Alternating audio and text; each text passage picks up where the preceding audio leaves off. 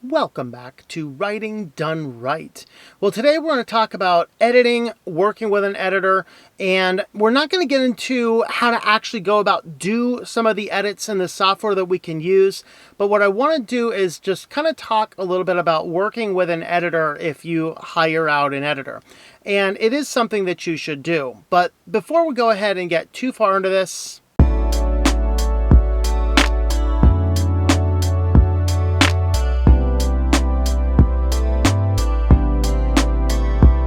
so I'm Tom Morosky, an author and a technology consultant, and we are here on this channel to teach you how to get your writing done right, empowering you with some of the tools and the tricks of the trade. And one of the things that I'm most passionate about is free and open source software, which means that, as an author, we're not always making a ton of money on our books, but anything we can do to cut our expenses is a good thing. And there is an abundance of good software that when we're starting our author career, we don't have to pay for out the front. Now, I will definitely encourage you, if you have the means or if you become successful, please go back and support these projects because they work by our donations and sometimes by our collaborations, videos like this to raise awareness and such as that. But with that being said, I just came back from a writers' conference and I talked to an excellent editor named Sue Fairchild.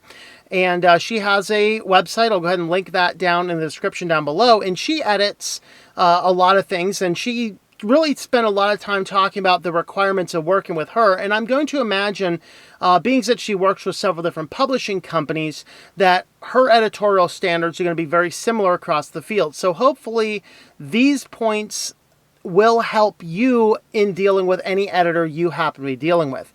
So the first point she says is that she's going to work with Microsoft Word, so you have to send it in Microsoft Word, not Google Docs or things like that. So let's go ahead and start there with Google Docs. So let's head on over to the screen. So I have here the editing sample that she sent out to me, and I really wanted to check, can you actually do editorial tracking comments and changes in this? Technically you can. I wouldn't recommend it necessarily, but if we pull up an individual document, you can go look at the review suggested edits. You can jump back and forth to different edits. You can accept them, you can reject them. But working with an online platform like this, it's a little hairy at best. Now, I did do this with since Google Docs will not show us the extension type, I went ahead and put the extension type as part of the name. So this is a .doc file, and this is a .odt file. Now, I talk a lot on this channel about using LibreOffice instead of using Microsoft Office, mostly because it is more feature-rich in that you can produce your entire book on LibreOffice, export it as a PDF from LibreOffice, and send that directly to the printer for printing. I like that feature. However, it's not considered the standard. Now, LibreOffice default file type is the .odt, which is an open document type file, which is very feature-rich and contains more information about the document than the Microsoft Office document type does, which is the doc and the docx file format. So when your editor says, I work with Microsoft Word, does this mean that you have to dump your entire manuscript if you've written it in Google Docs and rewrite it all in Word? Well, the answer is no. Head on over to Google Docs, and let's say we were using LibreOffice because you're following the tips on this channel and you have an ODT document. Well, if you have this inside of Microsoft Office, if you have this inside of Google Docs, you can come down here and there is going to be a download copy. And in the download options, you have the option of docx, ODT, RTF, PDF, TXT, a web page, and a EPUB ebook format. If you're working with an editor that says, I need to work with Microsoft Word, you have to go into here and download as a docx file. And then, this is the important point, everything you do with that editor, no matter the software you're using, you have to keep the docx format. The reason I found that this is important is because in my tests in getting these samples here into Linux, and then I converted them into the ODT format and the doc format. I made some changes in the track changes tools in two separate Office suites. That's LibreOffice and OnlyOffice. I export those files, and then I sent those two files back to another friend here locally who has Windows and Microsoft Word, the latest version.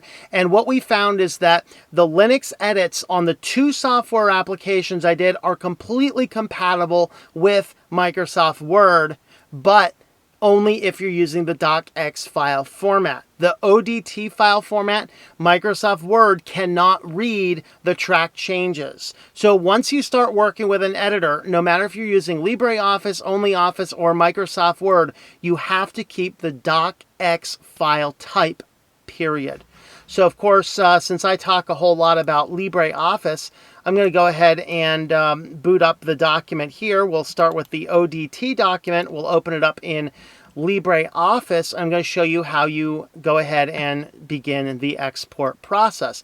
So you're following this channel and you have your document all written up and you want to get this sent out to the editor.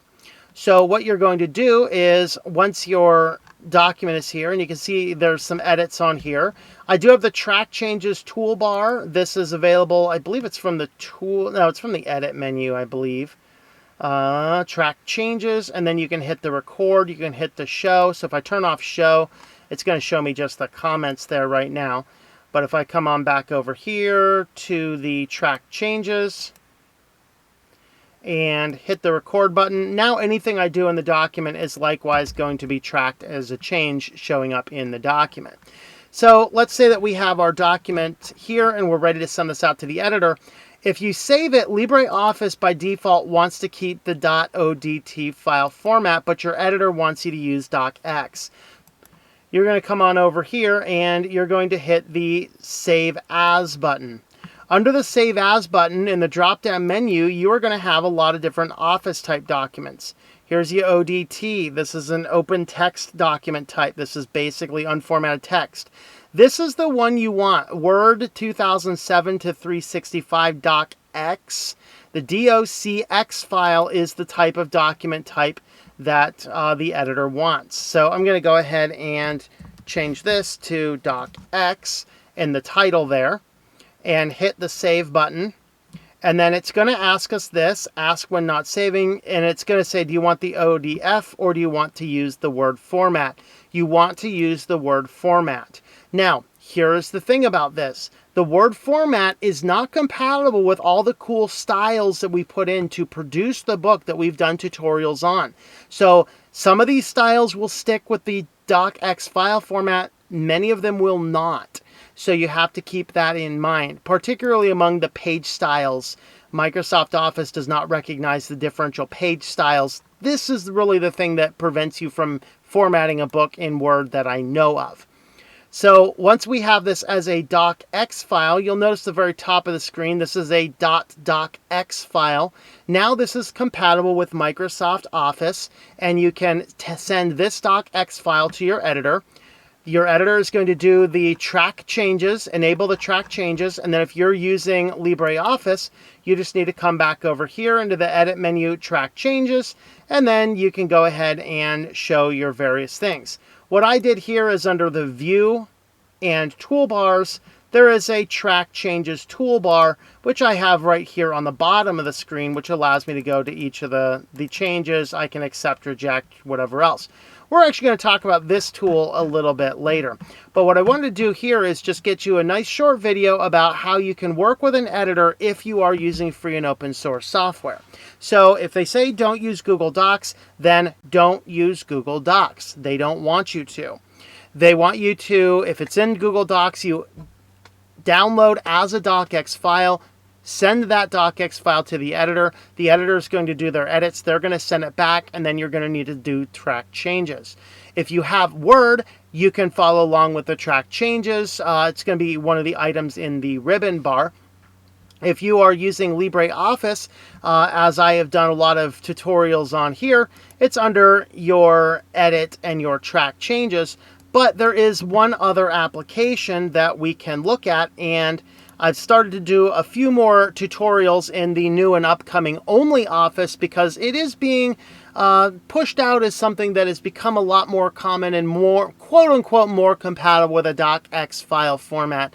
I don't know exactly what that means because, as I've demonstrated in videos in the past, there's really not a lot of difference. I have not found anything outside of really super advanced macros or things like that. But what OnlyOffice will give you is it gives you something that has more of an appearance as this. Let's see. We're going to create a copy so we can edit it. And so you can see here on OnlyOffice that it does resemble the Microsoft Word. Here's the paragraph tags on or off. An editor might want those on, so easy to do.